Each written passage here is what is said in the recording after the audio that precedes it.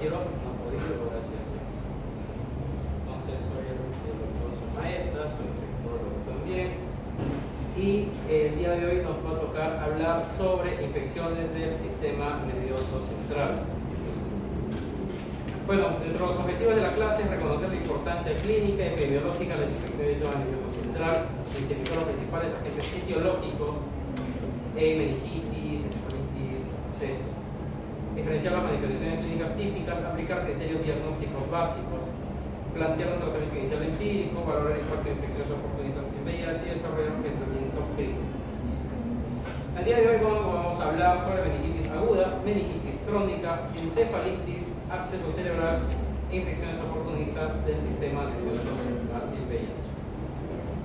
Muy bien, entonces vamos a revisar algunos casos clínicos previos a cada tema. Así que vamos a comenzar con Valerie Nicole. A ver, ¿puedes leernos el caso? ¿Anamnesis? Sí. Paciente universitario de 19 años ha realizado viaje familiar a África hace 5 días. Examen físico, tiene fiebre de 39.5, fotofobia, confusión progresiva y rigidez de nuca severa. Se observa una rápida erupción petequial en extremidades inferiores. El CR, 4.500 leucocitos, el 90%, proteínas 2.5, glucosa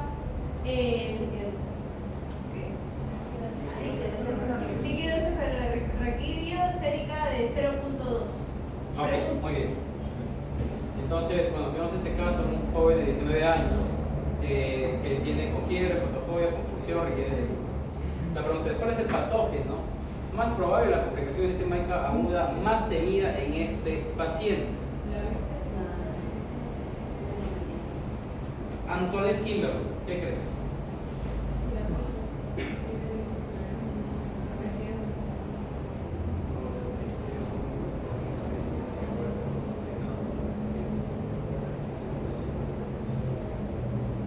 Asmin,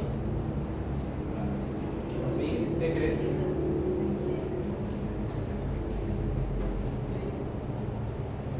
Ian.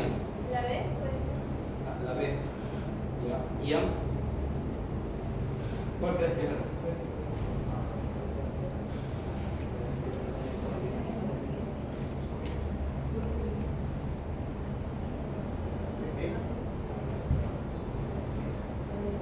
Jay. ¿Cuál crees que era? Sí, sería la B y sería meningitis debido a la rigidez en nuca severa y sus patrones del LCR que indican una infección. Ya. Pero listeria también es una bacteria y también produce infección. Hemófilos también es una bacteria y también produce infección. Claro, mandan Y el Streptococcus pneumoniae también es una infección. Y todos podrían tener los meningios. ¿Por qué sería listeria? Ya. No produce la listeria.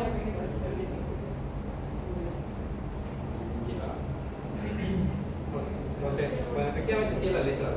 No, y la letra B por varias causas. ¿No?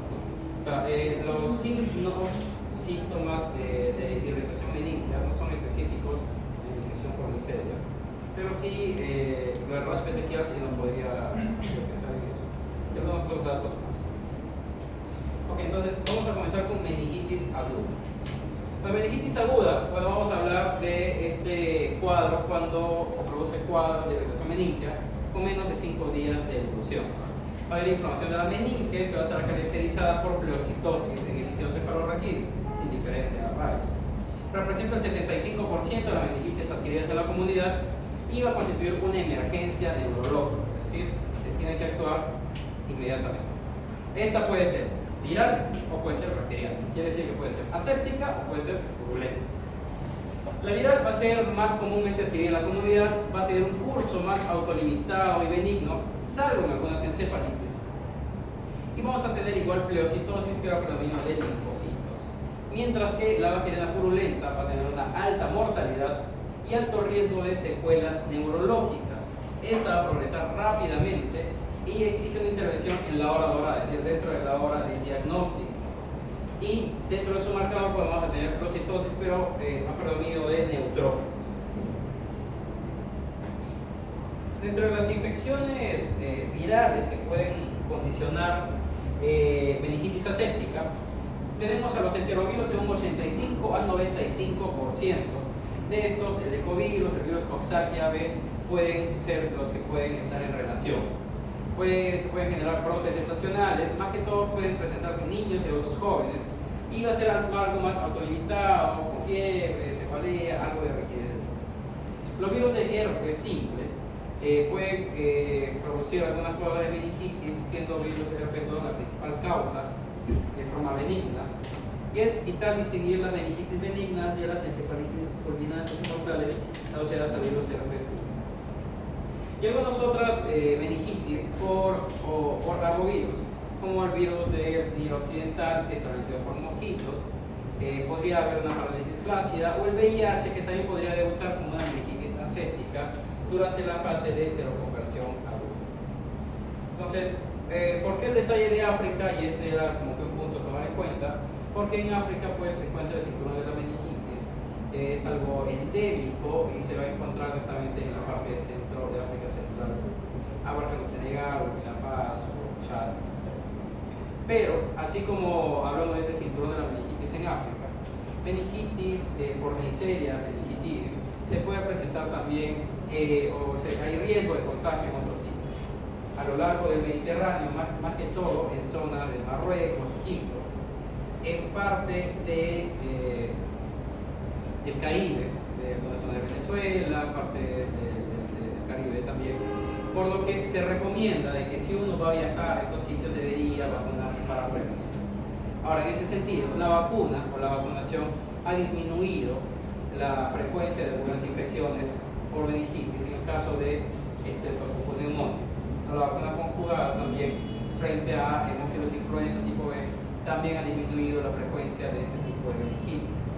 Aún así, Streptococcus pneumoniae y Neisseria meningitidis son los que se asocian con mucha más frecuencia a los cuadros de meningitis aguda. Y estos cuadros de meningitis aguda van a presentarse de acuerdo a la edad, ¿no? Entonces la epidemiología va a ser muy variable, pero más que todo de acuerdo al grupo etario. En niños, menos de un mes de nacido, el principal patógeno es Streptococcus agalactiae del grupo B, E. coli, K1 y Listeria monocytogenes. Entonces, ¿por qué serían estos los agentes asociados?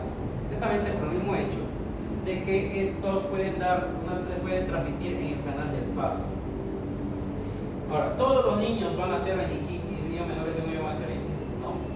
Generalmente esto se va a presentar en aquellos niños que nacen con algunas condiciones que disminuyan su inmunidad, prematuros, con muy bajo peso, que dentro del bloque de la sepsis neonatal siempre se tiene que considerar la posibilidad de que haya un cuadro de meningitis. Toda vez que los niños no se quejan, no dicen aquí me duele, más aún los recién nacidos.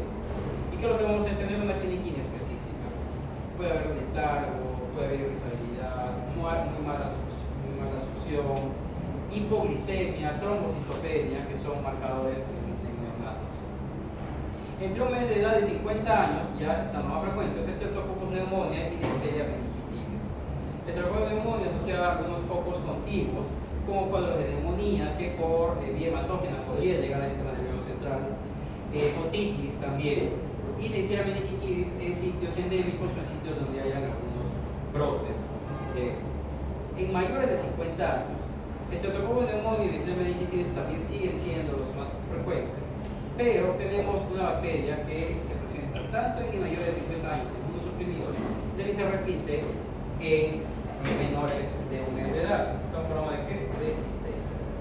La Listeria monocytogenes se va a presentar en edades extremas de la vida.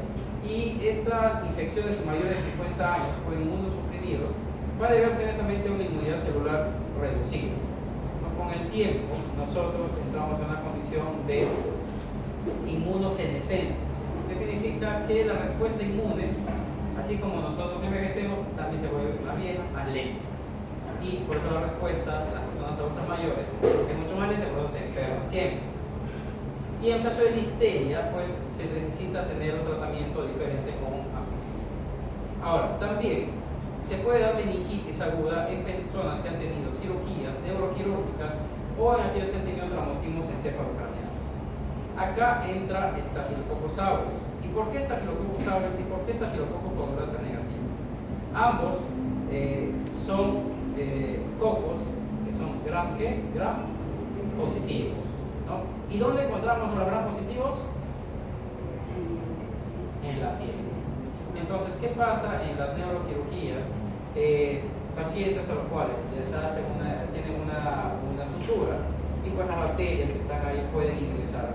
Se pueden formar fístulas en aquellas personas que sufren de accidentes con exposición también de la zona craneal, y las bacterias podrían generar infección que puede llegar también a nivel cerebral. ¿No? Puede haber una fístula, liquiocefalorraquídea, que aumenta el riesgo de neumococo también, o también invasión por dispositivos intrahospitalares, ¿no? Aquellos que tienen derivaciones externas, y las bacterias también podrían entrar por esas derivaciones directamente a nivel cerebral. Entonces, ¿qué ocurre? Bueno, para que se dé esta inflamación, esta meningitis, va a haber una cascada inflamatoria. Inicialmente con una colonización de las bacterias que van a llegar a nasofaringe, como es el Staphylococcus pneumoniae y Neisseria meningitis. A todo esto, ambos se transmiten por microgotículas, es decir, en ambos casos, una persona puede tener un pródromo de un cuadro pseudogripal y estar tosiendo, y podría estar transmitiendo Staphylococcus pneumoniae y podría estar transmitiendo Neisseria meningitis. Posteriormente, se va a dar una invasión con translocación a la circulación. Puede haber bacteriemia asociada también a los cuadros de meningitis o a bacteriemias transitorias. Va a haber un cruce de la barrera hematoencefálica y posteriormente replicación en el espacio subaracnoideo con liberación de endotoxinas y respuesta inmune con mediadores inflamatorios que van a generar inflamación a este nivel. Posteriormente, esto va a generar un daño neurológico, aumento de la permeabilidad de barrera encefálica, edema cerebral, hipertensión endocraniana, hipoxia, apoptosis y destrucción. Entonces, como hay un proceso inflamatorio, esto va a llamar a glóbulos blancos que vengan a defendernos, y estos necesitan energía y por lo tanto va a haber consumo de glucosa. ¿Y esto qué va a hacer? Va a hacer que disminuya la glucosa, y esto va a producir hipoglucorraquia. Asimismo, el hecho de que haya inflamación, destrucción, va a liberar proteínas que aumentan la proteína cefalorraquídea que produce hiperproteinorraquia, que son característicos de estas infecciones por bacterias.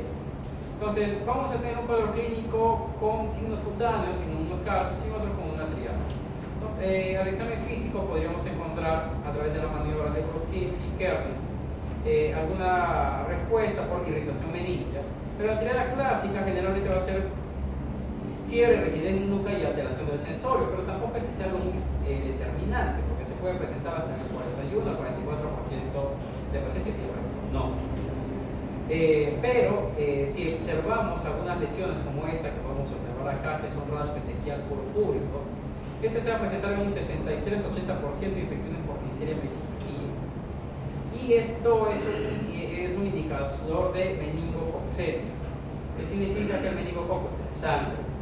Ese meningococo en sangre, esa bacteriemia por meningococo, produce un cuadro de sepsis que posteriormente puede llevar a un cuadro de coagulación intravascular diseminada que puede producir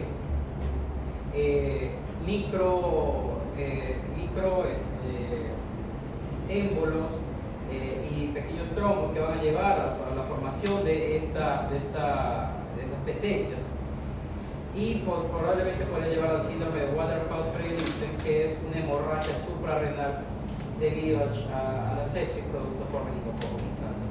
Entonces, si bien es cierto, los signos meningios tienen una alta sensibilidad, especificidad, pero solo tienen muy baja sensibilidad. ¿Qué significa? Que no porque no los tengamos, no descarta el hecho de que no sea un meningitis. Lo más importante acá es el determinar la presencia de que si estamos frente a un cuadro infeccioso, bacteriano o viral, eso nos va a servir para determinar el tratamiento. Normalmente el líquido cefalorraquídeo es claro, con características de cristal de roca.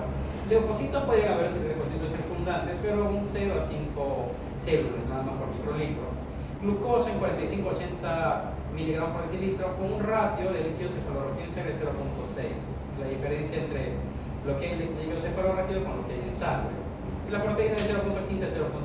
Entonces, ¿qué ocurre en la infección purulenta bacteriana? Va a haber destrucción, liberación de citoquinas, esto puede enturbiar el líquido cefalorraquídeo y se pone purulento. Va a haber leucocitos por encima de 1000. ¿Cuánto tenía el del caso clínico? 4500. Y esto es bacteriana en general, no es que sea específico de C. Pero el detalle es que va a haber predominio de polimorfos nucleares. Va a haber hipoglucorraquia, glucosa menos de 40, ratio 0 menos de 0.3, y las proteínas van a estar altas. En el caso de las infecciones virales, no va a haber esta presencia de un líquido turbio, puede ser claro. Igual puede haber leucocitos en líquido cefalorraquídeo, pero entre 10 a 500, puede ser bajo, puede ser 500 mucho. La glucosa va a estar normal y las proteínas pueden estar normales o elevadas. Pero estas leucocitos también van a ser predominio mononuclear en linfocitos. Acá puse esta tuberculosa para tomarla en cuenta, aunque no es una meningitis aguda, es una meningitis crónica.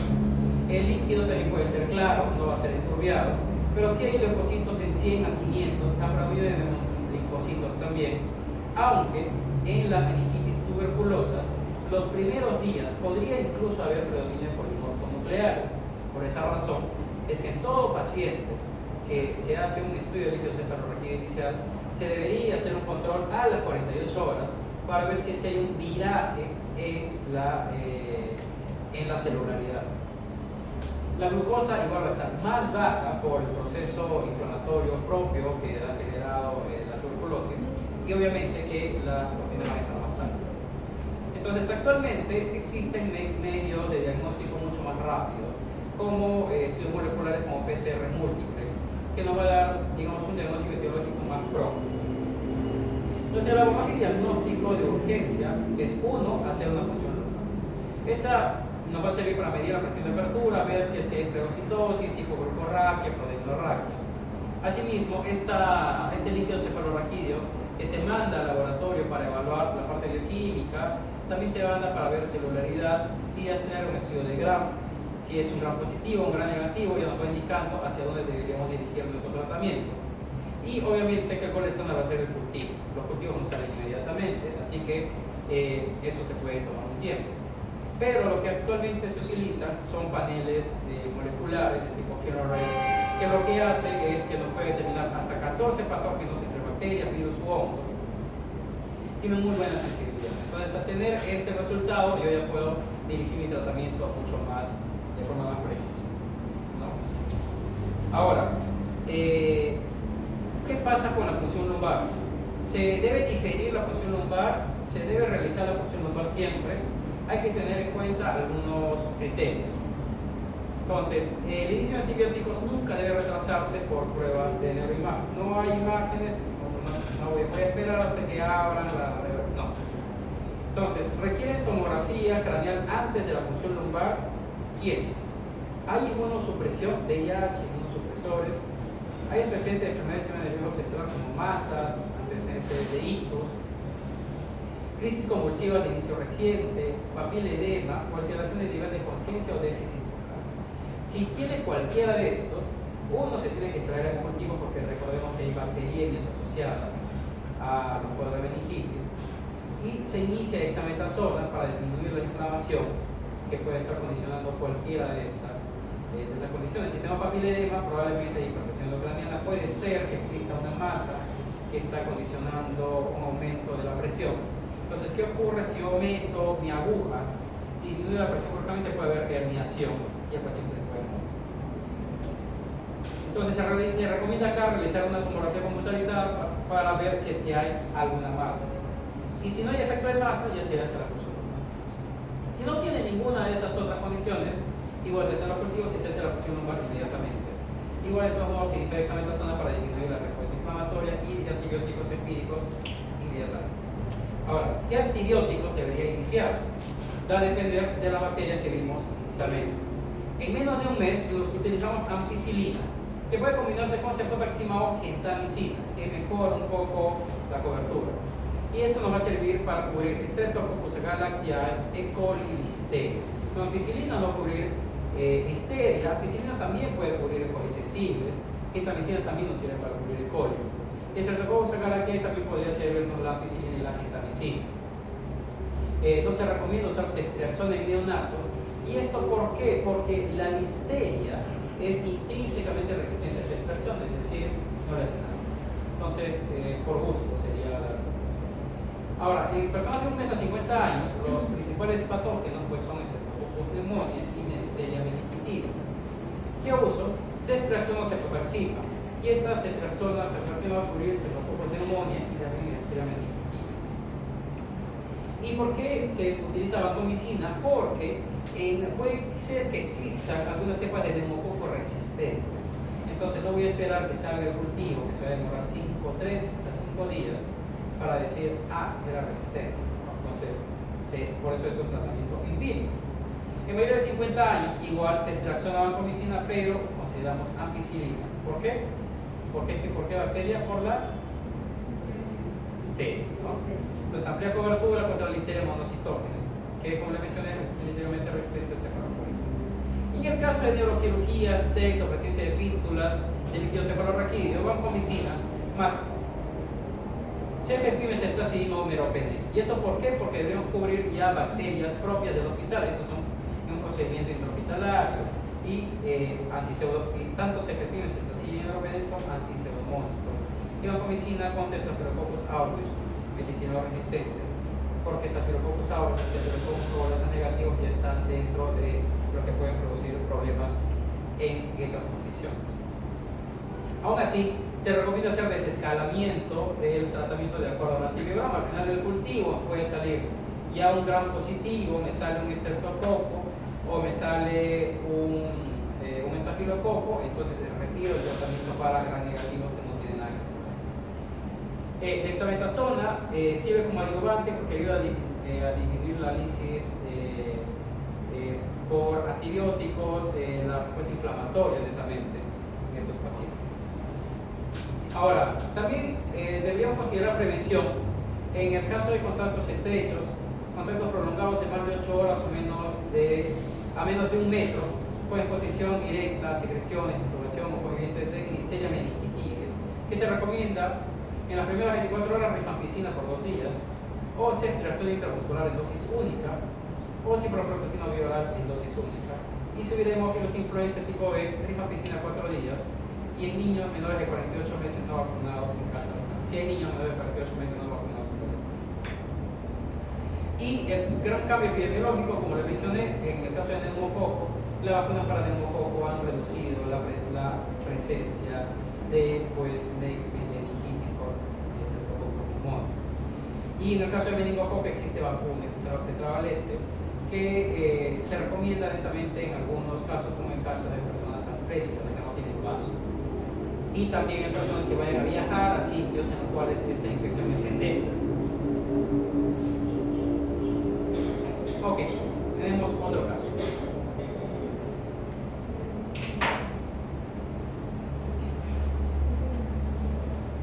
Michael Jordan. ¿Puedes leer el caso?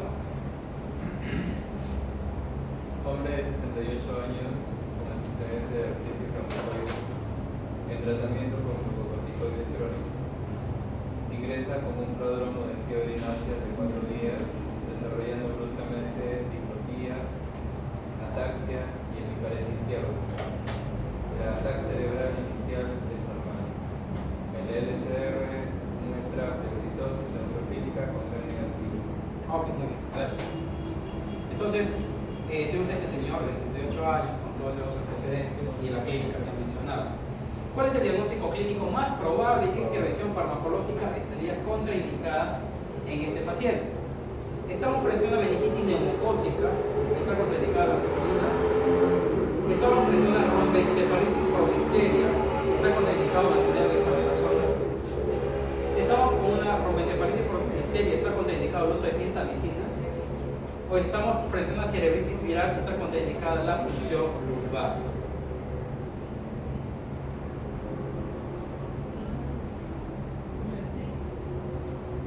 Gabriel, ¿qué crees?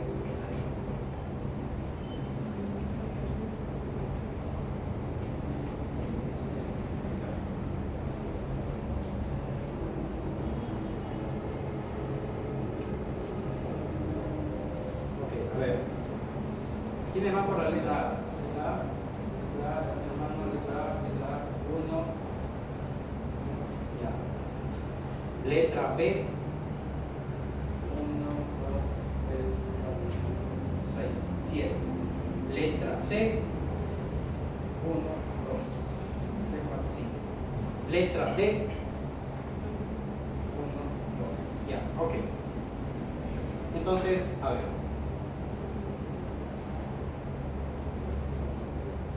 ¿Qué detalles podemos ver acá? Es un hombre de 68 años.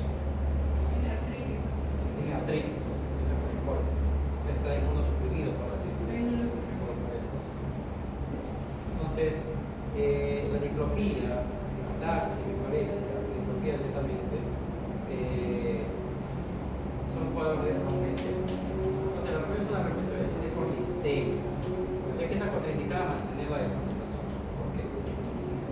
Entonces, listeria monocitógena. Recuerden, acá me dice gran negativo. Es un bacilo gram positivo, pero a menudo se descolora en la tinción gram, puede confundirse con gram negativo o con listerosis. ¿Cómo se transmite? Se transmite, es una zoonosis transmitida por alimentos contaminados a través de quesos pasteurizados, carnes frías, embutidos, pescados, ensaladas. ¿Quiénes están en riesgo? Gestantes, neonatos y mayores de 60 años, en los cuales vamos a tener. ¿Cuántos años tiene el señor? 68. Pero también en inmunodeprimidos. En un paciente que tiene una enfermedad reumatológica, ¿es inmunosuprimido? Sí. ¿Alguien que utiliza corticoterapia crónica es inmunosuprimido? Sí. Entonces, ¿qué ocurre? Bueno, es una bacteria que es un poco tiene sus artimañas para poder infectar. Uno, evade o resiste el pH gástrico y resiste también la concentración del bilis en el duodeno. Luego genera una invasión epitelial a través de proteínas de superficie, de receptores y como ven ahí se hacen endocitosis por células no fagocíticas. Células fagocíticas como macrófagos, no masocitos, no, ahí no, sino en células epiteliales. Se hacen endocitosis y entran. Y posteriormente utiliza sus toxinas y rompe ese fagosoma y va viendo de célula en célula, generando el problema. Y genera diseminación de la misma bacteria a nivel intracelular. Entonces, la exposición a listeria monocitógena puede darnos un abanico de complicaciones, desde gastroenteritis, listeriosis cutánea, ácido de brazo, neonatal, bacteriemias, pero a nosotros nos interesa la neurolisteriosis, no es una meningoencefalitis con rompencefalitis. Entonces, a diferencia de neumococo o meningococo, listeria tiene un tropismo por el parénquima cerebral. ¿Eso qué significa? Que puede producir meningoencefalitis en un 84% y meningitis sola en un 13%. ¿Qué nos va a producir? Una rombencefalitis, una encefalitis de tromboencefálico, que se va a caracterizar por náuseas, vómitos y parálisis de pares craneales. Sexto par, séptimo par, ataxia, signos cerebelosos y eviparesia. El examen para el diagnóstico, bueno, muy corto, vamos a encontrar periodicitosis y litocefalorraquídea, hasta ahí no va a haber mayor diferencia con otras bacterias. En el GRAM podría tenerse como negativa y un 33% solamente puede salir como GRAM positiva. Y la resonancia va a ser nos va a dar un estudio de imágenes mejor que la tomografía para ver algunos microabscesos. Entonces, si tenemos esta situación de que desde el punto de vista del litocefalorraquídeo se va a parecer a cualquier otra bacteria, ¿cuáles serían los puntos a tomar en cuenta para yo sospechar de una infección por listeria o una rombencefalitis por listeria o una neurolisteriosis?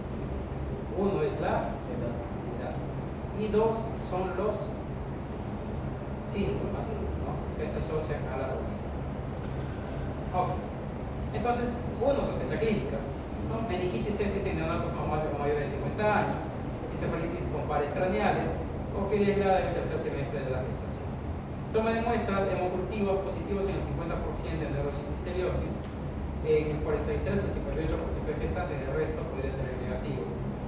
Y el estudio a través de función lumbar o líquido amniótico. Y por último, la identificación microbiológica por cultivos o PCR múltiple, ¿no? A nivel de laboratorio, no descartar la listeriosis en laboratorio. Comenta que hay una contaminación por listeroides porque a veces puede comportarse como listeroides también, o enterococos en un gran inicial. Entonces, el tratamiento con ampicilina o penicilina G. Se recomienda añadir gentamicina en infecciones del nervio central, endocarditis, para lograr un poder bactericida un poco más amplio. Si es alérgico a penicilina, podría considerarse levetronidazol o hexazol a dosis altas. Y como mencioné, nunca se usa cefalosporinas, incluidos cefotaxima o ceftraxona, porque son intrínsecamente resistentes, y los corticoides no se recomiendan en este caso. ¿Por qué? Porque los corticoides van a generar una disminución de la respuesta inmunológica local, que va a hacer que la infestación o la infección y la replicación de la bacteria continúa. Tenemos otro caso.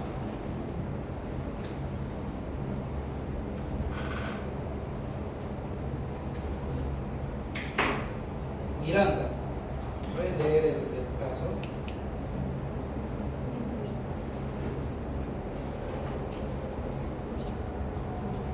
Anamnesis.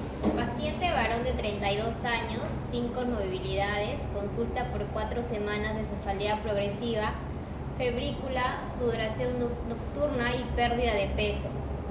En los últimos días presenta diplopía, examen físico, rigidez de nuca leve, parálisis del sexto par derecho, del líquido cefalorraquídeo, presión de apertura elevada, leucocitos de 180 de células por milímetros cúbicos, un 90% de linfocitos, proteínas de 180 miligramos por decilitro, glucosa 32 miligramos por decilitro y glucemia 90 miligramos por decilitro, y resonancia magnética cerebral, realce meningio basal. Ok, muy bien, gracias. Entonces tenemos este caso y nos preguntan cuál es el diagnóstico clínico más probable, ¿no? Tenemos presión de apertura elevada, tenemos presencia de pleocitosis a predominio de linfocitos, con proteinorraquia, hipoglucorraquia, glucosa 32, sabiendo que la glicemia del paciente es en 90. ¿Cuál sería el diagnóstico? Meningitis por Cryptococcus neoformas, meningitis tuberculosa, neurosífilis o meningitis por listeria. ¿Ya? ¿Por qué sería meningitis tuberculosa?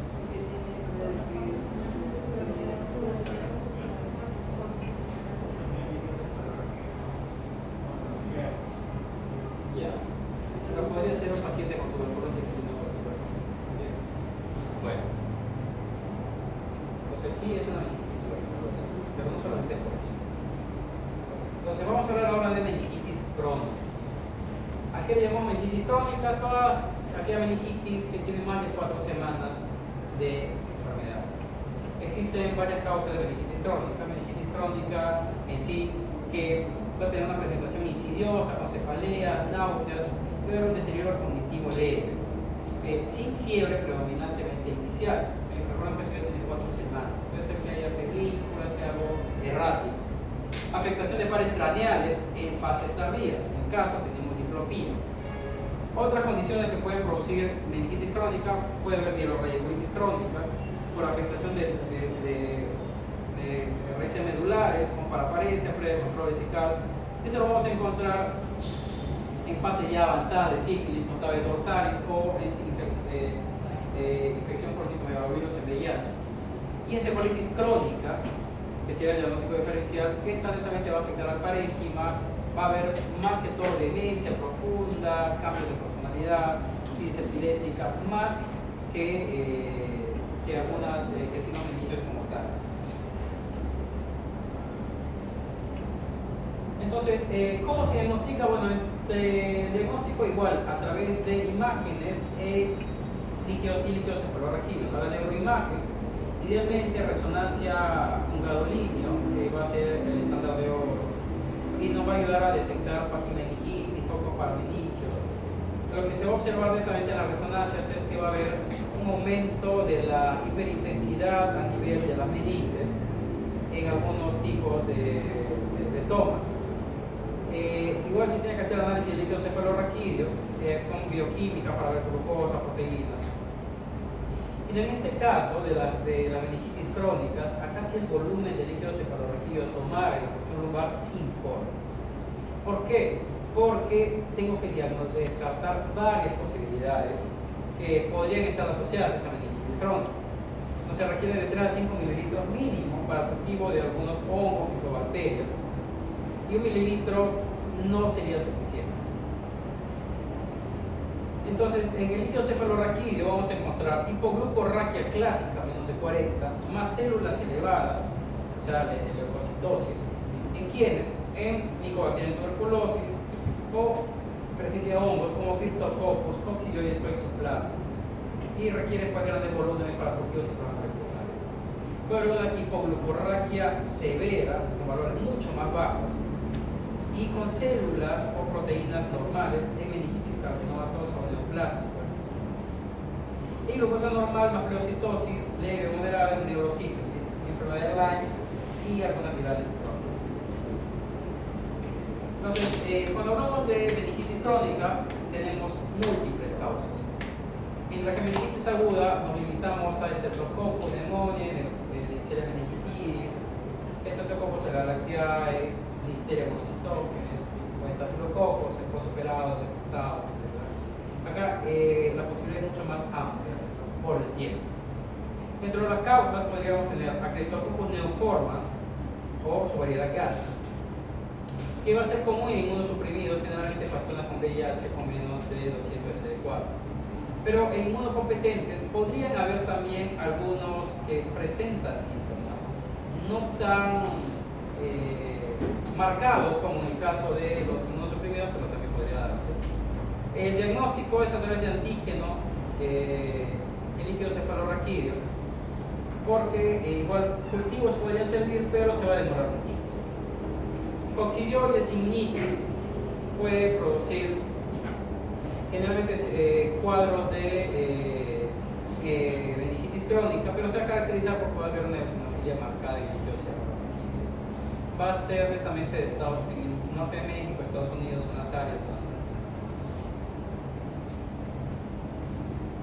Pero también podrían haber otros hongos oportunistas, como Histoplasma capsulatum y otras variedades también. ¿Quiénes van a estar en riesgo de esta meningitis crónica? Personas con antifactores de causa tumoral alfa o corticoides. ¿Quiénes usan esto? Personas con cuadros de enfermedades autoinmunes muy marcadas, personas a las cuales se les ha hecho un trasplante de órganos y se les tiene que colocar elementos para disminuir la respuesta inflamatoria, y esto genera inmunosupresión. Puede ser indolente, las resonancias se pueden ver granulomas. Cándida es un hongo, es una levadura que vive dentro de nosotros, es un hongo sacrófico que está desde la boca hasta el lado, todo esto. Vive normalmente ahí, pero en otras situaciones, bajo inmunosupresión u otras condiciones, puede generar cuadros infecciosos. En el neonato prematuro, por ejemplo, que tiene una defensa muy baja, podría haber compromisos fúngicos por cándida, una meningitis por cándida, y cirugías intestinales complejas. Personas que han sido multioperadas y que después de varias operaciones puede haber una translocación de la cándida que está en la luz intestinal a la sangre, y posteriormente podría llegar por hematogenidad cerebral, o infección de derivaciones ventrículo-peritoneales, aquellos que tienen hipertensión o que tienen hidrocefalia. Para drenar el líquido cefalorraquídeo les colocan un tubito que viene desde acá, lo corren por dentro y deriva a nivel de pillo. Entonces el líquido cefalorraquídeo se va liberando ahí para que disminuya el hidrocefalia. pero muchas veces puede haber contaminación, podría moverse el tubo, lastimar algún intestino y podría haber sobreinfección. Puede haber fiebre, pero puede ser que no, puede ser que sea ausente. Y algunos hongos raros como feoifomicosis, que lentamente se va a asociar a ciertas condiciones intrahospitalarias, en aquellas, digamos, algunos fármacos que a veces no se guardan adecuadamente y puede ser que el hongo esté ahí y al momento de hacer, digamos, la epidural o colocar el medicamento, pues ingresa dentro del cuerpo. Ahora, meningitis tuberculosa, pues por Mycobacterium tuberculosis es la causa infecciosa más frecuente de meningitis crónica. Va a encontrarse en niños con una evolución rápida de 2 a 4 semanas, y en adultos puede ser insidioso, con fiebre, después los síntomas B que se van a encontrar siempre. El diagnóstico a través ha sido evolucionado en el tiempo. Inicialmente se podrían hacer estudios de tipo VAR para ver si hay presencia de bacilo resistente, pero a veces puede ser que se salga. Lo que se recomienda actualmente es técnicas moleculares como GeneXpert que mejoran el rendimiento, pero se necesita gran cantidad de encefalografía para hacer una buen examen. Ahora, si bien es cierto que sospecha de meningitis tuberculosa se debe dar tratamiento empírico rápido, meningitis tuberculosa también se recomienda el uso de corticoides para disminuir la inflamación asociada a la misma meningitis. Pero el uso de estos corticoides debería tener cierto cuidado si es que no se tiene claro el diagnóstico. Si yo todavía sospecho de infecciones fúngicas, si yo uso corticoides, estos corticoides pueden generar un efecto de máscara, porque pueden mejorar temporalmente la condición, pero después nuevamente va a haber un deterioro por la infección fúngica y un compromiso con empeoramiento final. Por esta razón es que hay que evaluar bien al paciente para valorar todas las condiciones, ¿no? Porque infecciones fúngicas debo valorar todas esas situaciones de riesgo que he visto previamente, u otras condiciones de exposición ocupacional que podrían hacerme pensar que hay un hongo por ahí. Para lo otro, si es alguien en la ciudad y no ha salido para nada de todo esto, probablemente también sea tuberculosis y ahí habría que ir sin miedo. Bueno, hay bacterias atípicas como espiroquetas, como en neurosífilis, como treponema pallidum, espiroquetas en enfermedad de Lyme, como Borrelia burgdorferi y en enfermedad de Witt. Entonces, el treponema pallidum, bueno, puede haber una parálisis general con demencia, tal vez dorsal y dolores fulgurantes. La glucosa va a estar normal. Entonces, ¿qué pasa con infección por sífilis en una meningitis crónica? Sífilis es una infección de transmisión sexual muy común, todo el mundo se puede contagiar. Desde que sífilis actualmente es asintomático, yo puedo tener sífilis y ni enterado que tengo sífilis, puedo seguir contagiado. A los meses de yo tener sífilis, podría desarrollar secundarismo por sífilis, manifestaciones secundarias, que puede ser la agonía en la piel, puede ser un rash de una causa, o lesiones en palmas y plantas. O se me puede comenzar a caer el pelo, o la lengua se me gruesa, tengo una lengua se borrar, etc. Sífilis puede imitar varias cosas. Muchos años después, un par de 2 años después, podríamos comenzar con cefalea intensa, y si aún así no le tomamos en cuenta, llegamos a estas condiciones, ¿no? Que ya es una evolución mucho más larga. Actualmente es raro ver personas que lleguen a esta condición de neurosífilis, o tal vez dorsalis como tal, porque la mayoría comienza a tener alguna otra manifestación, se llama la atención y se diagnostica, o se hacen exámenes de forma frecuente y sale ahí la prueba para sífilis, o le van a hacer una cirugía y por el prueba para sífilis y sale. Ahora, en todos los pacientes, los resultados de sífilis nos dan resultados en títulos: 1 en 2, 1 en 4, 1 en 8, 1 en 32, 64, etc. Si tengo valores elevados de titularidad para sífilis, 1 en 160, 1 en 320, debería sospechar que puede haber compromiso neurológico. Entonces hay que solicitar BDRL en líquido cefalorraquídeo. Si el BDRL en líquido cefalorraquídeo sale negativo, listo. Tratamiento con penicilina benzatínica, 2.4 millones por semana, 3 semanas. Pero si el PDRL sale positivo, sí hay que dar tratamiento diferencial. Ahora, la enfermedad de Lyme es transmitida por garrapatas, ¿no? ¿Qué va a producir? Puede producir parálisis de pares craneales, radiculopatía dolorosa. El diagnóstico es a través de un Western blot o presión de cuerpos. Y la enfermedad de Whipple es una demencia indolente con oftalmoplegia y mioclonía. Se diagnostica también con PCR. Ahora, existen infecciones por parásitos. Bien, neurosis y cercosis puede causar hidrocefalia por quistes en el tercer ventrículo, tal como se ve acá en la resonancia. Entonces acá vemos un quiste con neurosis y cerco, y esta es la hidrocefalia que estamos condicionando. Acá vemos otro quiste, otro quiste, otro quiste, otro quiste, y otro, y acá hay otro. Angiostronchilus puede producir también meningitis eosinofílica. Y en el caso de las amebas, Acantamoeba y Balamutia, pueden tener una evolución indolente, pueden haber convulsiones, puede haber cefalea, a veces no hay síntomas muy clásicos, hasta que ya hay compromiso neurológico marcado. Entonces, tiene una alta letalidad. El tratamiento es complejo también. Podemos observar acá en la resonancia, vemos acá como hay una hipercaptación, y esto es debido a la inflamación que se genera por las amebas. Realmente la ameba es un parásito y comienza a destruir esas metástasis, es ameba con cerebro. Entonces, cuando yo sospecho de infección por amebas, siempre y cuando exista un arraigo de ha habido contacto con aguas estancadas, ha estado en piscinas, ha estado en lagos, ¿no? Eso podría hacernos pensar. Al final, incluso si es que sobreviven, a veces pueden quedarse secuelas neurológicas por la destrucción de sangre.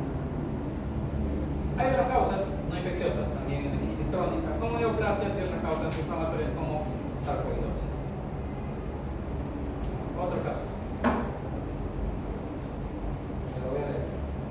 Paciente de sexo masculino de 55 años, previamente sano, prefiere 3 días de fiebre, cefalea y desorientación. Hoy presenta afasia y una crisis convulsiva focal motor. En la resonancia presenta hiperintensidad en T2 flare en el lóbulo temporal izquierdo. Entonces, ¿cuál es la medida inicial más apropiada en este paciente? A. Esperar resultados de la punción lumbar antes de iniciar terapia. B. Iniciar ciclovir endovenoso inmediatamente. C. Administrar dexametasona endovenosa en monoterapia. O D. Iniciar ceftriaxona y ampicilina endovenoso. Letra A. ¿Qué tenemos por letra A? Letra A. A. Letra B.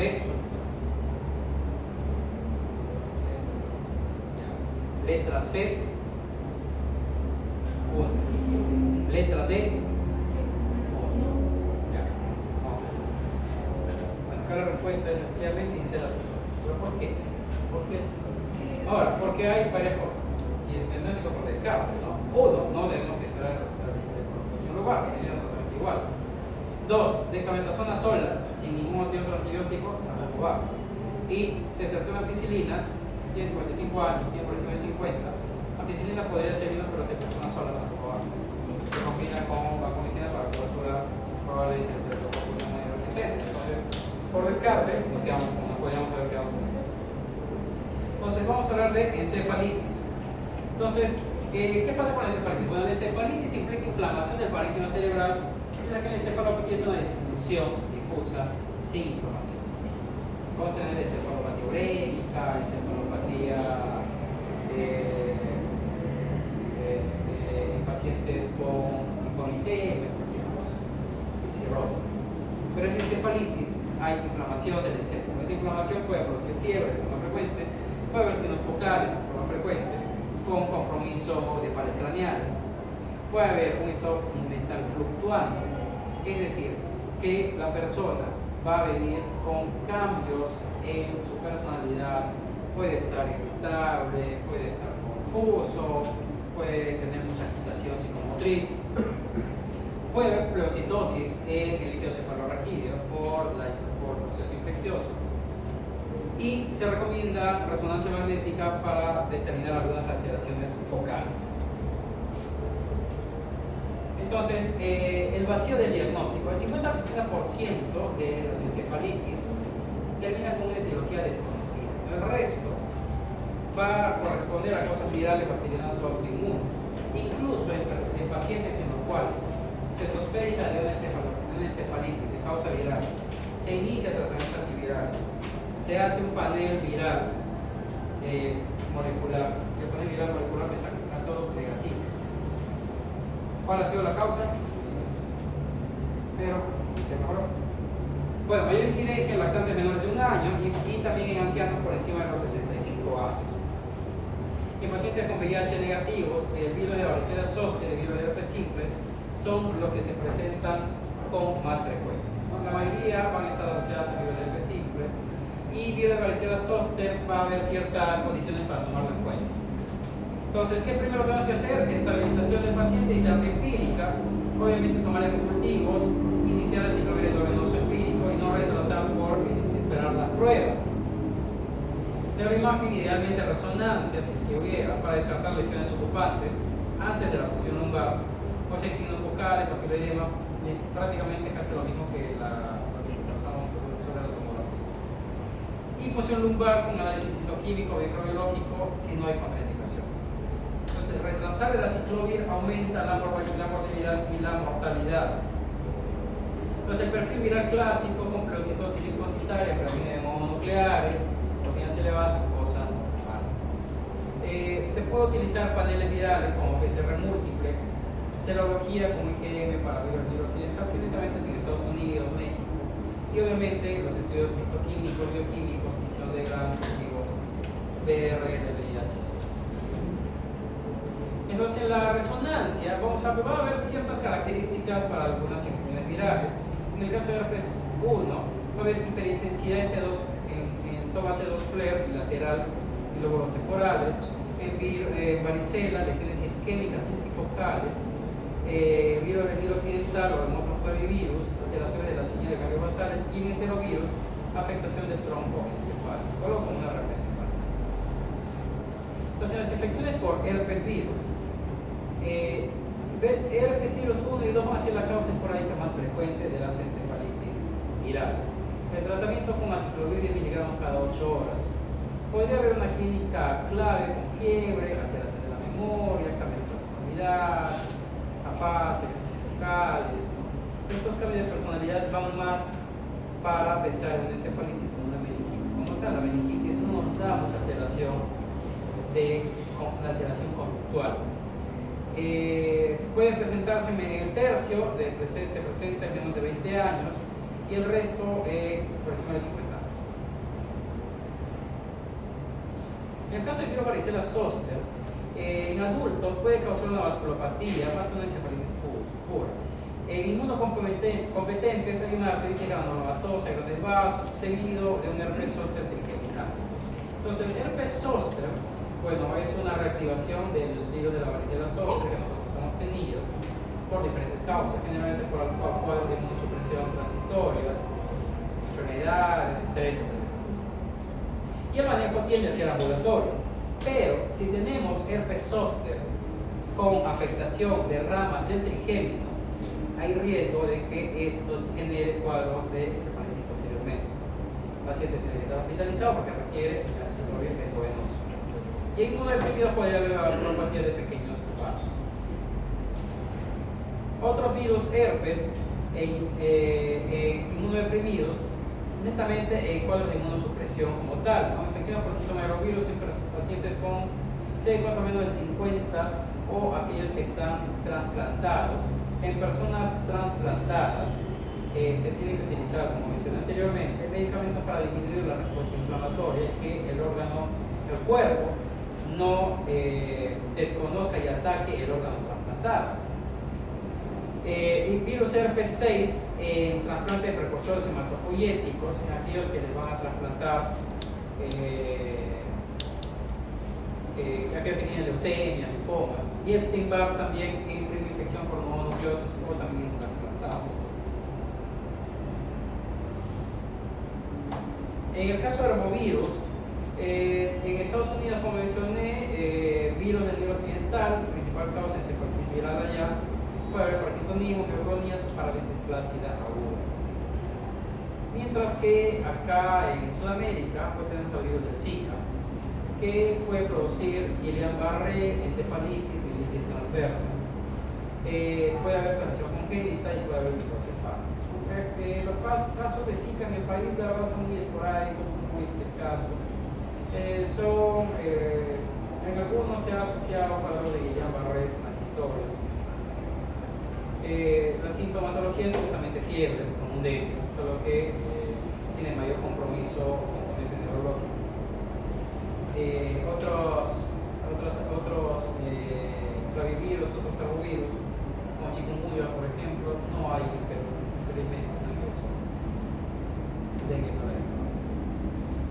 Y bueno, enterovirus y complicaciones postvirales. Bueno, los enterovirus son los que se asocian al 80% de las meningitis virales, junto con los virus del herpes. Pueden estar asociados a enfermedad manopibauca, puede causar una broncoencefalitis letal, una afectación del tronco cefálico. Dentro de los enterovirus, los más conocidos tenemos el poliovirus. El virus de la poliomielitis, que puede producir destrucción de las astas anteriores espinales, con parálisis flácida asimétrica, pero bueno, con vacunación ya no hay. Aunque con antivacunas, si no se quiere vacunar, puede ser que otra vez. Otras encefalitis letales y tardías tenemos el virus de la rabia, pues puede ser un murciélago, perros, mapaches, monos. Mortalidad del 100% una vez que hay sintomatología. Y acá netamente lo que depende mucho de la profilaxis preexposición o la posexposición. Y la panencefalitis esclerosante subaguda, que va a ser una complicación tardía y letal del sarampión. Es cierto, sarampión no se ha visto hace mucho tiempo, pero gracias a las antivacunas, la gente quiere vacunarse, ahorita ha habido un brote de sarampión. Pero esto no es que se va a presentar inmediatamente, el sarampión produce malestar del cuerpo, produce el exantema. En algunas personas podría autolimitarse, pero el virus todavía sigue en el cuerpo y después de una semana o incluso años podría generar este compromiso de panencefalitis esclerosante subaguda, con el antecedente de la comunidad. Entonces, a ver, tenemos este otro caso. Varón de 46 años ingresa en emergencia por agitación, fiebre de 39 grados y cialorrea profunda. Al intentar darle un vaso con agua para dilatarlo, el paciente sufre un espasmo violento en el cuello tórax. Rechazando el líquido, refiere sentir hormigueo intenso en su brazo derecho desde hace 4 días. Como antecedentes, ahí estuvo de viaje en Iquitos y se quedó en unas cabañas en la selva. Su esposa menciona que un murciélago volaba en la habitación mientras dormía, pero no encontraron marcas de la mordedura. Pregunta: ¿cuál es el paso diagnóstico inicial más apropiado para confirmar la sospecha etiológica en este paciente? A. Tomografía computarizada cerebral. B. Inmunofluorescencia directa de biopsia de piel de la nuca. C. Aislamiento viral a partir del líquido cefalorraquídeo. D. Electroencefalograma para detectar estado epiléptico. A ver, A. ¿Quiénes van a abordar? A. Tomografía. ¿Encontraste? No. B. Inmunofluorescencia de biopsia de piel. 1, 2, 3. Aislamiento viral a partir del líquido cefalorraquídeo. 1, 2, 3. Y electroencefalograma para detectar estado epiléptico. Ok. Entonces la respuesta es inmunofluorescencia directa para la biopsia de piel. El diagnóstico de esta infección es complejo. Llegar al diagnóstico microbiológico es bastante complejo y hay diferentes formas de llegar. Desgraciadamente, llegar al diagnóstico ya supone un problema. Otro: niña de 8 años es traída a urgencias tras sufrir una mordedura profunda en la pantorrilla derecha. Un perro callejero con comportamiento agresivo. El animal huyó. y no pudo ser capturado para observación. Ahora, lo que se hace en vigilancia epidemiológica es cuando hay un perro que muere, se tiene que hacer seguimiento al perro durante 14 días. Si el perro se muere, tenía rabia. La herida sangra profusamente, la niña nunca ha recibido vacunación antirrábica. Pregunta: tras lavar exhaustivamente la herida con agua y jabón, ¿cuál es la conducta inmediata correcta respecto a la profilaxis post-exposición? A. Suturar la herida inmediatamente, administrar vacuna en glúteo e inmunoglobulina antirrábica sistémica. B. Observar al paciente por 10 días y administrar vacuna solo si desarrolla síntomas. D. Infiltrar la mayor cantidad posible de inmunoglobulina antirrábica dentro y alrededor de la herida y administrar primera dosis de vacuna intramuscular en deltoides. D. Administrar solo la vacuna en los días 0, 3, 7 y 14 y reservando la inmunoglobulina antirrábica por si la fiebre persiste. La respuesta. Respuesta a la letra C. Oh, muy bien. Entonces, vamos a hablar de encefalitis aviar de rabia. Bueno, rabia pertenece a la familia Rhabdoviridae de forma de bala, es microbiología. Entonces, rabia, a diferencia de sarampión, que bueno, hay algunos casos, etc., bueno, es algo que siempre hay, y muchas veces es muy mal diagnosticado y lleva cola su mal diagnóstico. Pero las mujeres diagnosticadas con rabia humana en Arequipa, en 2023. Primer caso en 8 años después en Arequipa. La rabia humana es mortal en el noticiero. ¿Y qué pasó? La mujer diagnosticada murió. ¿Qué pasa en Arequipa? Mucho peor que ella. ¿Qué pasó con la paciente? La paciente tenía el antecedente de la mordedura y fue al centro de salud. Le hicieron la limpieza, le dijeron gracias, chao. Regresó ya con un cuadro aparatoso, un cuadro neurológico y falleció. Entonces, ¿qué ocurre? Cuando una vez que se da la mordedura, va a haber una vía de neuroinvasión. Primero la inoculación. Esa inoculación va a dar posterior a la mordedura y hay replicación inicial del virus a nivel del músculo estriado. Posteriormente, la proteína G viral se une a los receptores nicotínicos de acetilcolina y hay un transporte retrógrado. Ahí la flecha roja. Un transporte retrógrado hacia, con ascenso a través de los microtúbulos hacia la médula espinal. Y posteriormente, infección masiva del sistema nervioso central y diseminación centrífuga hacia ya las células, hacia las glándulas salivales. Entonces, va a haber una divergencia diagnóstica. O sea, hay dos formas de rabia. Una forma de rabia encefalítica, rabia furiosa, y otra rabia paralítica o rabia muda. La más común, la rabia encefalítica, que se presenta en el 80% de los casos, que es la que más diagnosis. Va a haber hidrofobia con espasmos faringeos severos, aerofobia y agitación. Puede haber delirium fluctuante, hiperactividad episódica, alucinaciones, disfunción con hipersalivación, cialorrea, arritmias, diaforesis, hiperventilación. Y puede confundir con tétanos o delirium tremens. La rabia muda, en el 20% de los casos, la parálisis va a haber una parálisis flácida ascendente que puede cursar con hipofonía y en ausencia de hidrofobia. El sensorio puede estar conservado, puede haber confusiones tardíamente, es menos pronunciada y puede confundirse como hay una parálisis ascendente con síndrome de Guillain-Barré o con una mielitis transversa. Entonces, ¿qué pasa en la red encefalítica? Bueno, la fisiopatología de hidrofobia es el síntoma más característico, como un reflejo exagerado de las vías respiratorias. El intento de beber o incluso la vista o el sonido del agua desencadena un espasmo faríngeo violento y diafragmático.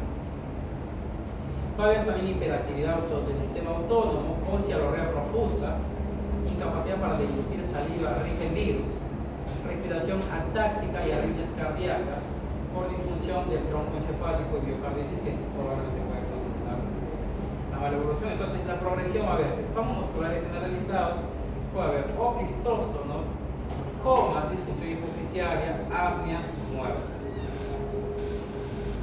En la raya paralítica, esto representa un reto diagnóstico porque no va a tener los síntomas clásicos, ¿no? Y puede simular otros síndromes desmovilizantes con parálisis o debilidad que puede ser más grave en el miembro donde ocurre la mordedura, progresión ascendente con tetraparesia simétrica, afectación vinigea con cefalea severa y rigidez de nuca, a pesar de tener un nivel de conciencia normal.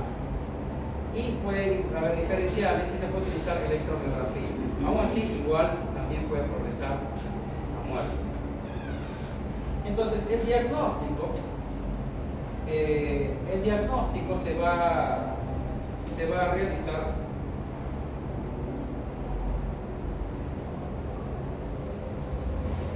se puede realizar de dos formas: con el paciente vivo o con el paciente muerto. En el paciente vivo se utiliza biopsia cutánea con inmunofluorescencia directa de biopsia de nuca con nervios cutáneos en folículos pilosos. Ese va a ser el estándar de detección. Se puede hacer reacción de cadena de polimerasa con saliva o tejido cutáneo. También se puede tomar líquido cefalorraquídeo y también se puede incluso tomar saliva y estas se inyectan en una rata. La rata se muere y se evalúa también ese comportamiento de la rata. Se puede hacer serología, pero los títulos, los anticuerpos no aumentan inmediatamente. De repente el resultado sale en 5 o 7 días, el paciente fallecido, se evidencia cuerpos de Negri en inclusiones citoplásmicas en células piramidales del hipocampo. Y en la resonancia se puede incluso encontrar hiperintensidad en el céfalo, tálamo y tronco encefálico. Entonces, al final se hace el diagnóstico para confirmar qué pasa con el paciente. Pero desgraciadamente el paciente ya llega con síntomas. Entonces, ¿qué hay que hacer? Porque el diagnóstico es complejo. El paciente llega con síntomas, el pronóstico es malo. ¿Qué es lo que hay que hacer? Lo que hay que hacer es dar una buena profilaxis post-oposición. Entonces, inicialmente, saneamiento local, fundamental, lavado profuso. Exhaustivo de la herida con solución jabonosa y opoidona que reduce el riesgo viral hasta un 90%. ¿No? Yo sé que te duele, bueno. Luego, se tiene que aplicar inmunoglobulina antirrábica, la totalidad de la dosis dentro y alrededor de la herida, y no se recomienda suturar la herida. Entonces, sigue el sufrimiento. Ya te he hecho doler curante, ahora tengo que infiltrarte toda esta inmunoglobulina en la zona. No vamos a aplicar anestésico, porque lo que quiero es que haya sangrado, lo que quiero es que esa vascularidad se lleve a la inmunoglobulina. Y por último, inmunidad activa con vacuna antirrábica, que se colocan 4 dosis. La primera dosis inmediatamente después de colocar la inmunoglobulina en el deltoides. En los días 0, 3, 7 y 14. 0 el día que llega el paciente de emergencia, a los 3 días, 7 y 14. Antes se utilizaba 5 días. Actualmente son 4 dosis. Excepto en inmunosupresores. Ok, vamos a hablar ahora de océano cerebral, acá en el caso, porque esta es una condición ya que es más fácil de diagnosticar por múltiples causas. Causas propias que van a llevar al problema por condiciones propias o clínicas básicas. Entonces, ¿qué pasa en un absceso? Va a haber diferentes fases. Una fase inicial con cerebritis temprana en los primeros días, en los cuales va a haber proliferación de las bacterias, una respuesta inflamatoria, va a haber edema. Posteriormente, una cerebritis tardía con necrosis central, producto de la liberación de citoquinas que van a tratar de matar a las bacterias, pero también se van a llevar a las células buenas. Y esta liberación de citoquinas, elementos oxidativos, puede seguir generando mayor compromiso. Entonces, ¿qué hace el cuerpo? Genera fibrina, lo cierra y hace una cápsula, formación de cápsula de colágeno, y el centro se comienza a reducir. Y al final se forma una cápsula densa y madura con edema periférico debido a la presencia de la fibrina y de los propios elementos mediadores citoquímicos, y adentro pues va a haber pus, detritus, productos de toda la respuesta inflamatoria infecciosa. ¿Cómo es que llegamos a tener esta océano cerebral? Puede haber una excepción por contigüidad, generalmente por otitis media, mastoiditis, que va a llegar a lo temporal o al cerebelo, sinusitis paranasal o infecciones dentales. Recordemos que los dientes tienen inervación, tienen irrigación. Esa irrigación va a través de los senos cavernosos y llega a la irrigación propia del mismo cerebro y puede llevar las bacterias ahí. Bien. Traumatismo, neurocirugía en fracturas craneales abiertas, cuerpos extraños o en una neurocirugía previa, en el cual al paciente se le ha hecho un procedimiento y puede ser que la respuesta inflamatoria genere posiblemente una colección, o puede ser que la estructura no haya quedado muy bien, una bacteria fuera y entrado, varias posibilidades. O también puede haber diseminación hematómica, una infección en otro lado, como acceso pulmonar, endocarditis, que va a llevar a generar abscesos en el cerebro. Entonces, el huésped va a determinar cuál va a ser el agente, ¿no? Bacterias biógenas vamos a encontrar generalmente en huéspedes inmunocompetentes. En la mayoría va a predominar Streptococcus, Staphylococcus aureus, anaerobios y bacilos gram negativos, que van a generar estas infecciones. Micobacterias atípicas en inmunodeprimidos y en aquellos trasplantados. Hongos oportunistas en aquellos con neutropenia, pacientes con leucemia, linfomas, neoplasias. Y parásitos en VIH avanzados, en este caso Toxoplasma gondii, que puede generar lesiones, no tanto abscedadas, pero lesiones que son lesiones ocupantes de espacio, que generan edema, que generan inflamación. Entonces, Streptococcus en un 30-60%, que se va a dar por flora oral, tracto genital, infecciones mixtas frecuentes, con alta predisposición a formar pus.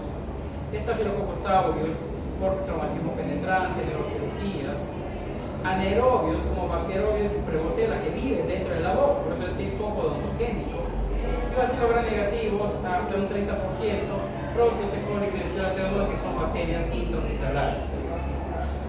Micobacterias atípicas como Mycobacterium tuberculosis en personas inmunocompetentes, ya no va a haber una meningitis por tuberculosis, pero podría formarse un tuberculoma, que va a ser una cápsula con presencia de calcio interno. Infecciones por nocardia. La nocardia es un bacilo gram positivo, que puede haber infecciones de foco pulmonar o focos cutáneos, que posiblemente va a llegar a nivel cerebral. Y infecciones fúngicas oportunistas como Aspergillus en neutropenia prolongada, Cándida en pacientes que usan corticoides prematuros, orales como mucor, formicosis, en pacientes que tienen cetosis diabética o sobrecarga de hierro, una infección fulminante que inicia con compromiso renal cerebral, produce necrosis y puede seguir produciendo necrosis, y la necrosis genera acidosis que ayuda al hongo a ir creciendo, es toda una condición compleja. Y Celosporium, que no tiene un tratamiento en específico, aislamiento de Celosporium es más pronóstico. Infecciones parasitarias, como les mencioné, con toxoplasmosis, que vamos a tener presencia de toxoplasma, que se va a caracterizar porque va a tener realce en anillo, se va a localizar generalmente en ganglios basales. Y la presentación clínica, pues, puede haber cefalea, netamente cefalea o cambio de estado mental. No va a haber la triada clásica, eso va a ser muy poco frecuente de fiebre, cefalea y déficit focal. Signos de alarma con meningismo, sugiere la ruptura ventricular. Entonces vemos acá, por ejemplo, en la resonancia, con esta resonancia, que tenemos esta captación en anillo con un gran edema periférico. Vemos acá también presencia de pus que genera este contraste. ¿Cuál es el manejo? El manejo, bueno, es antibióticos y cirugía. Cirugía, que viene a ser aspiraciones celotáxicas, en un caso es celotáxico, con una aguja se llega hasta donde está el contenido y se saca ese edema. O por craniotomía, se saca parte del cráneo y se lava, se limpia. Pero en algunas condiciones no necesariamente se tiene que tratar cirugía, como en el caso de tratamientos en casos estrictos, ¿no? Por ejemplo, si el absceso es menos de 2.5 centímetros, se utiliza antibiótico. Si el paciente está neurológicamente estable y intacto, luego más de 12, tratamiento antibiótico y cirugía. Y si la localización es muy crítica, hipocampo, sistema límbico, sitios en los cuales que si hay una mala manipulación, el paciente queda secuelado, manejo de frecuencia. ¿Qué utilizamos? Tratamientos para manejar igual todas las bacterias que pueden ser inmiscuidas como cefalosporinas, que no va a cubrir gran negativos estreptococos, metronidazol que cubre anaerobios y vancomicinas y el riesgo de estafilococos penicilino resistente. ¿Cuánto tiempo? 6 a 8 semanas, pero va a depender de las imágenes. Yo puedo tratar 4 semanas y tomo una tomografía de control, una resonancia de control y ver si la lesión sigue o se ha mejorado. Luego, paso una semana, puedo tomar otra para ver si sigue, porque tampoco voy a tener al paciente 6 o 8 semanas hospitalizado para recién hacer un nuevo control. ¿No? ¿Por qué? Porque podría valorar ahí que necesito parte quirúrgica o no. Ok, entonces ya para terminar estamos en la última parte. Paciente masculino de 35 años, VIH positivo, a no notar hace 2 años, acude por conmoción focal y parece derecha positiva de 5 meses. Tiene CD4 en 45, en la resonancia vemos 3 lesiones ocupantes de espacio. Está 1, 2, 3. En ganglios basales bilaterales de 1 o 2 centímetros de diámetro, con marcado real sin anillo tras administración de gadolitio, que es el contraste, y un gran edema vasogénico. La pregunta: ¿cuál es el paso inicial más apropiado de manejo? A. Biopsia cerebral estereotáctica de inmediato. B. Iniciar radioterapia orocranial empírica. C. Iniciar tratamiento con piremetamina y sulfadiazina. Y D. Punción lumbar para búsqueda de virus JC. A ver, respuesta A. Entonces la respuesta es la C. ¿Por qué? Vamos a ver. Mujer de 42 años, VIH positiva, ingresa por cefalea frontal severa de 2 semanas, fiebre leve y confusión reciente. A la exploración no presenta rigidez de nuca ni fotofobia clara. CD4 de 80 células por microlitro. Resonancia sin lesiones focales y hidrocefalia. Presión de apertura de la posición lumbar de 32 centímetros de agua. En el LCR, linfocito, 40 linfocitos, proteína 70, glucosa 35. ¿Qué prueba de ictiocefalorraquídeo confirmaría con mayor probabilidad la sospecha clínica? A. PDR de ictiocefalorraquídeo. B. PCR para microarteria tuberculosis. D. Antígeno criptocócico y tinta china. O D. Anticuerpos IgG para antitoxoplasma. La respuesta es la letra C.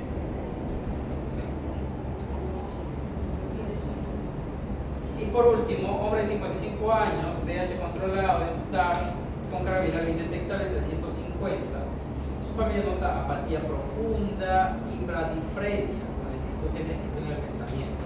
El examen físico más inestable, dificultad motora fina, no presenta afasia, praxia ni déficit neurológico focal. La resonancia cerebral, atrofia global e hiperintensidad bilateral difusa de sustancia blanca con T2 sin real. ¿Cuál es el diagnóstico más probable? A. Leucoencefalopatía progresiva, trastorno neurológico cognitivo asociado al VIH, linfoma primario y nervioso central o degeneración combinada. La respuesta es la letra B. Ok, entonces vamos a ver infecciones oportunistas del sistema nervioso central en VIH. Algunas ya las hemos visto. Entonces, para evaluar a un paciente con VIH y infecciones oportunistas hay que tener en cuenta algunas reglas. Uno, lo que nos va a indicar la probabilidad de riesgo o lo que podría obtener en ese paciente va a depender completamente del CD4. CD4 más de 500, un riesgo leve, de 500 a 200, riesgo moderado, menos de 200, riesgo severo. Ahora, en estos pacientes puede haber coexistencia de trastornos. No puede haber compromiso del sistema nervioso central y periférico simultáneamente, y múltiples infecciones oportunistas podrían coexistir. Hay que tener en cuenta el factor iatrogénico. Algunos antirretrovirales podrían tener impacto sobre por efectos secundarios a nivel neurológico y el riesgo de síndrome inflamatorio de reconstrucción inmunitaria. ¿Qué significa esto? Yo tengo CD4 bajo, inicio el tratamiento retroviral y CD4 es eleva. Entonces, si tengo una infección que está ahí generando algún fastidio, pero no hay respuesta inmunológica, ¿qué ocurre si la respuesta inmunológica aumenta? Hay mayor inflamación. Y y esta mayor inflamación puede condicionar mala evolución en el paciente. Entonces, dependiendo del valor CD4, por encima de 500 podríamos hacer meningitis aséptica en pacientes con seroconversión o mononeuritis. 200 a 500, meningitis crónica por neuropatía desmielizante, pero 200 infecciones oportunidades como meningitis trombósica, toxoplasmosis, linfoma primario o leucocefalopatía multifocal. Puede haber causa degenerativa como demencia por VIH, por trastorno neurológico asociado a VIH o neuropatía vascular. Y a nivel de sistema nervioso periférico, neuropatía sensitiva esta. Ok, entonces, a ver, en los síndromes meningios tenemos meningitis aséptica o sifílica. Esa meningitis aséptica, primaria por el mismo VIH, se puede presentar en personas cuando recién adquieran la infección. Es como una meningitis viral, netamente. Puede encontrarse en personas que tienen más de CD4 más de 200 y se autolimitan. O sea, así como llega, así se limita. Pero ¿qué puede presentar? Puede presentar cefalea, rigidez de nuca, fiebre, y podría haber posibles neuropatías craneales agudas, podría haber procesitos de linfociteria moderada, pero presencia de ARN viral detectable en las cargas virales. La meningitis sifilítica, ya hablamos previamente, puede ocurrir en cualquier grado de CD4, le puede dar a cualquier persona. Meningitis criptococócica es una meningitis crónica, como ya hablamos previamente, que va a presentarse generalmente con cefalea. La persona va a tener cefalea. Puede haber fiebre también. Pero el meningismo, signos meningios, pueden estar ausentes hasta un 60%.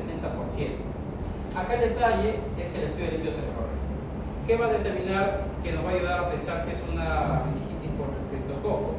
La presión de apertura. La presión de apertura normal es de 10 a 20 centímetros de agua. Es que vamos a tener presiones de apertura por encima de 20 centímetros de agua. O hipoglucemia también. ¿Cómo lo diagnosticamos? Ya respondieron. Con antígeno criptocócico y tinta china positiva. La tinta china es un estudio a través del cual en el cultivo se aplica tinta china. Este hongo es un hongo que tiene una cápsula grande que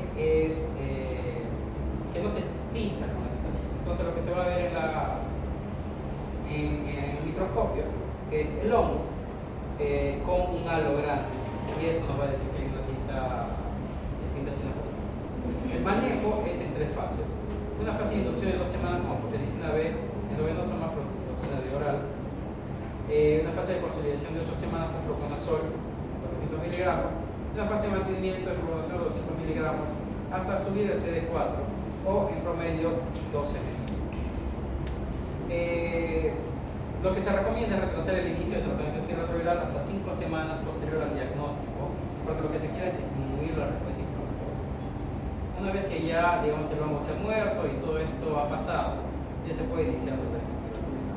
El tratamiento antirretroviral no es una urgencia, puede retrasarse en condiciones en las cuales podría haber complicaciones tras el inicio. ¿En quiénes sí se tiene que iniciar el tratamiento antirretroviral sí o sí?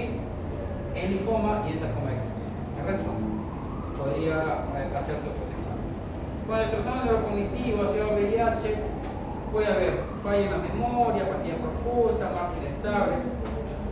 Esto puede tener múltiples causas, pero generalmente puede ser por el mismo VIH a la larga o el uso de algunos medicamentos. Hay muchos medicamentos que pueden pasar la barrera hematoencefálica, generar síntomas o efectos secundarios a nivel cerebral, como sidobudina, nevirapina, dinavir y maravir, de los cuales nevirapina y dinavir ya no se utilizan. Sidobudina se utiliza como rescate, otras cosas.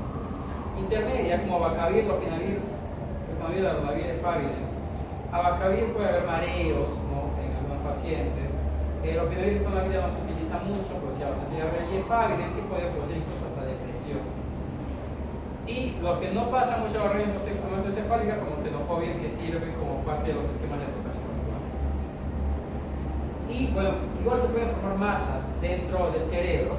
Estas masas focales va a depender del CD4. Encefalitis por toxoplasma, que ya vimos, que tienen lesiones captadoras en anillo, se va a localizar en nervios basales. Linfoma primario, vamos a encontrarlo en CD4 menores de 50, y es una lesión única.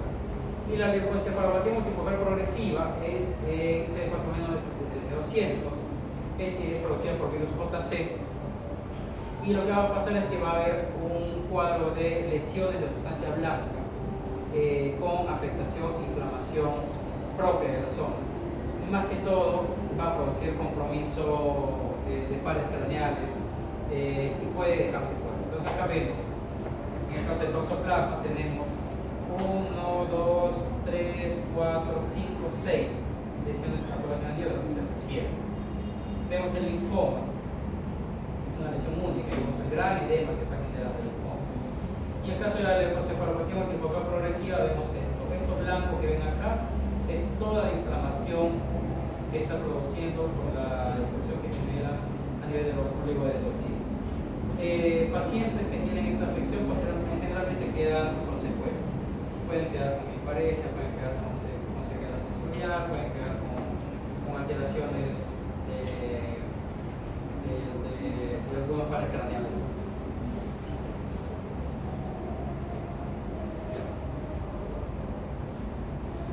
Y bueno, pacientes con lesión focal, bueno, igual hay que dar un tratamiento empírico. Lo más probable es que sea toxoplasmosis, inicia tratamiento inmediato con clinitamina y sulfadiazina, se reevalúa y si hay mejoría radiológica, pues se confirma la toxoplasmosis. Pero si no hay mejoría radiológica, habría que pensar en el linfoma. Y de todos modos, igual hacer una punción lumbar posterior para determinar si es que hay algunas otras afecciones como virus JC que se hace por estudio molecular. Entonces, en el VIH, uno, el CD4 es la brújula, porque nos va a ayudar a pensar cuáles son las infecciones más probables. Dos, hay que tratar para diagnosticar. A veces los resultados pueden demorarse. Si dicen terapias empíricas, si el paciente mejora, tenía eso. Tres, el peligro de la presión en la meningitis por criptococo. La hipertensión es uno de los factores que se asocia a mala evolución del paciente. Por eso que se tiene que hacer funciones lumbares evacuatorias para mejorar la cefalea. En el tratamiento dental, inmediatamente en meningitis criptocócica puede haber una síndrome de respuesta inflamatoria sistémica, el paciente puede morir. Y el trastorno neurológico asociado a VIH es explosión. ¿No? Puede ser por varias otras causas, igual habría que determinar si hay algo asociado a ello. Entonces, por último, tenemos este último caso como repaso: varón de 68 años, ingresa por fiebre, cefalea intensa, confusión mental y rigidez de nuca, con 12 horas de evolución, no tiene papiledema. Se realiza punción lumbar con LCR turno. ¿Cuál es el esquema empírico inicial más apropiado de la sala de emergencia para ese paciente? Se selecciona banco, ampicilina genta, se selecciona vancomicina, ampicilina, examen personal, agua, ciclones, la respuesta acá, bueno, la letra C, ¿no? Ampicilina por la edad, no se selecciona ni banco por lo que generalmente se puede presentar, ¿no? Ahora, si hago los exámenes y encuentro que probablemente es una listeriosis, suspendo eso. Recuerden que es el tratamiento empírico. Incluso en algunos lados podría incluso agregar aciclovir como tratamiento empírico inmediato. Obviamente que con los resultados del litio cefalorraquídeo, si veo que hay predominio de polimorfos nucleares,